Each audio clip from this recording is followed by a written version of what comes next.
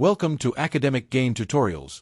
In this video, we will discuss about the Dividend Income Projection Formula for funding travel expenses. To begin with, this infographic explains how dividend income can be used to cover travel costs step by step. The idea is simple. Instead of paying for travel only from salary or savings, you build an investment portfolio that generates regular dividend income and then use that income to support your travel budget. First, you need to know your travel goal.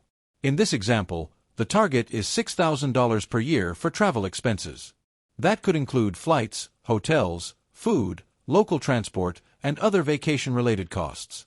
When we break this down, it comes to about $500 per month as an average travel fund. So, the starting point is being clear about how much money you want your portfolio to generate every year for travel. Next, you estimate your portfolio's dividend yield. Dividend yield is the annual dividend income divided by the portfolio value. In this infographic, the example average yield is 4%, or 0.04. This means that for every $100 invested, the portfolio is expected to generate around $4 in annual dividend income. Of course, actual yields can vary depending on the companies or ETFs you choose, but 4% is used here as a simple and realistic example. After that, we apply the formula to find the required portfolio value. The formula is required portfolio value equals annual travel budget divided by dividend yield. In this case, the annual travel budget is $6,000 and the dividend yield is 4%. So, $6,000 divided by 0.04 gives us $150,000. Therefore, if your portfolio yields 4% on average, you would need about $150,000 invested to generate enough dividend income to cover $6,000 per year in travel expenses.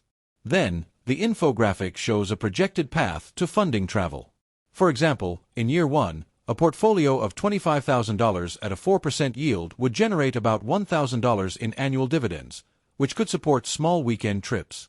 In year 2, a $50,000 portfolio would generate $2,000 per year, helping with budget travel.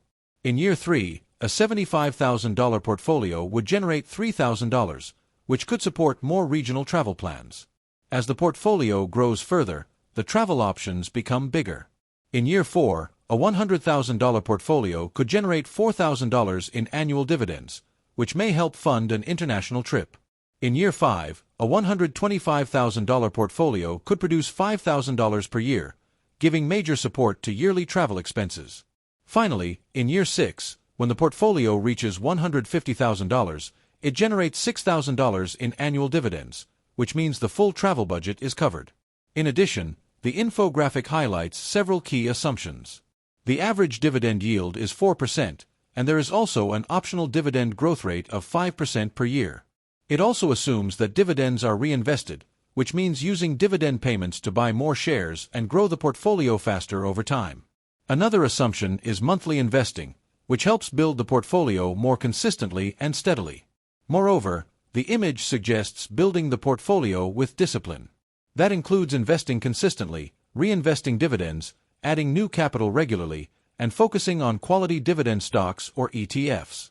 These habits can help the portfolio grow in a more reliable and sustainable way. At the same time, it is also important to stay flexible and travel smart by reviewing your travel budget yearly, tracking dividend growth, adjusting for inflation, and using extra dividends for bigger trips in the future. Furthermore, the bottom line is very clear. To fund $6,000 per year in travel expenses using dividend income, you need about $150,000 invested in a portfolio yielding 4%. This example shows how a specific lifestyle goal, like travel, can be connected directly to a dividend investing plan. However, it is important to remember that this is only an educational example. Actual dividend income may vary depending on market conditions, stock prices, company performance, and changes in dividend policies. So, while the formula is useful for planning, real-world results can be different.